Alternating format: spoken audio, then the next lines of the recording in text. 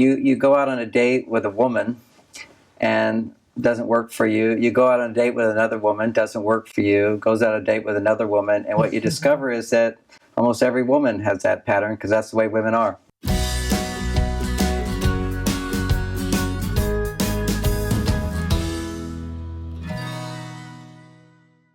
Let's talk about repeating patterns in life and love. We hear from lots of people that they face the same issue or the same relationship over and over again.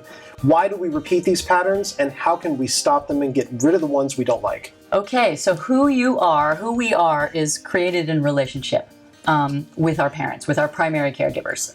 So we develop a character in relationship to those people, and that makes us respond in certain ways to certain things and it makes people respond to us in certain ways, and it also creates a structure in our body. When we try to change a structure that is solid, it's very difficult to do. We can try to use our mind to change it, and it works to a degree. It only goes so far. So we have to really get to the unconscious, which is sort of our character, our personality. And what people say, that's just who I am, that's how I am, and that's true.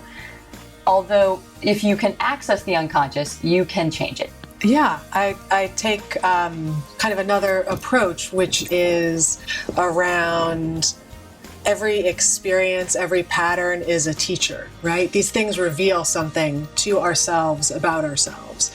And they are like a puzzle that you can view from the minutia of what are the details of the repetition, and then what's the bigger picture of that repetition, and basically like solve the riddle. What's the question? So for example, I had a repeating pattern around men, which many of us do based on relationship with my father, and it was when I left my ex-husband, which had been like a 9-year emotionally abusive relationship.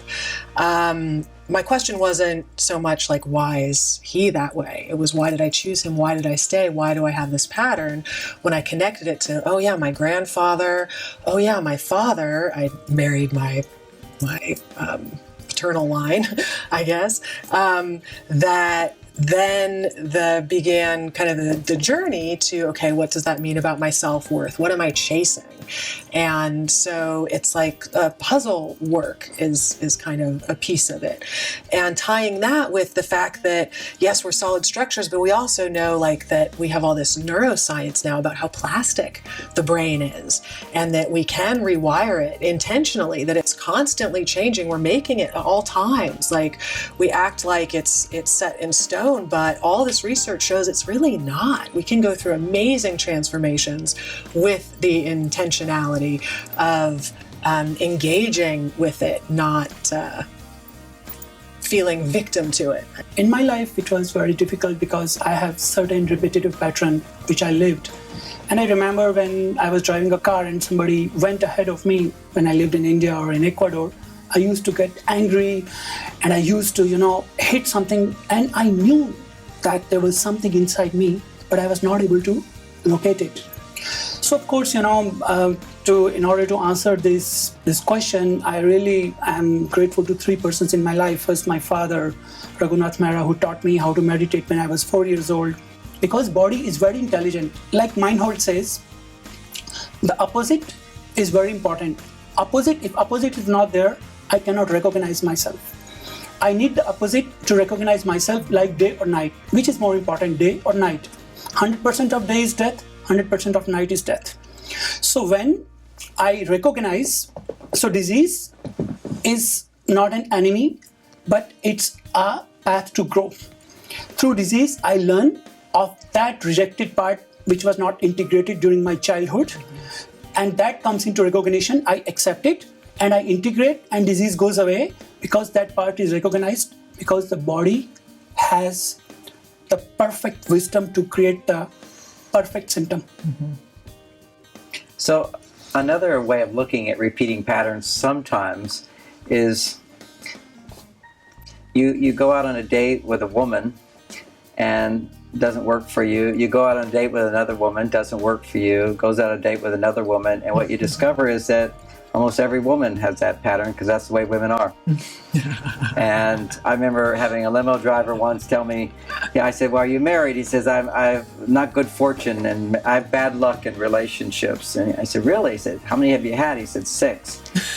and he says, yes, every time I have a relationship, after, like 6 weeks or a month or so, it's like they all need therapy. And I said, don't say anything more. I'm going to tell you exactly who that woman is. He thought he was like plagued with bad luck or that he only picked the wrong women. I said, well, basically, that's what women do. They open up to you. Once you get close to them, they're going to start talking about problems.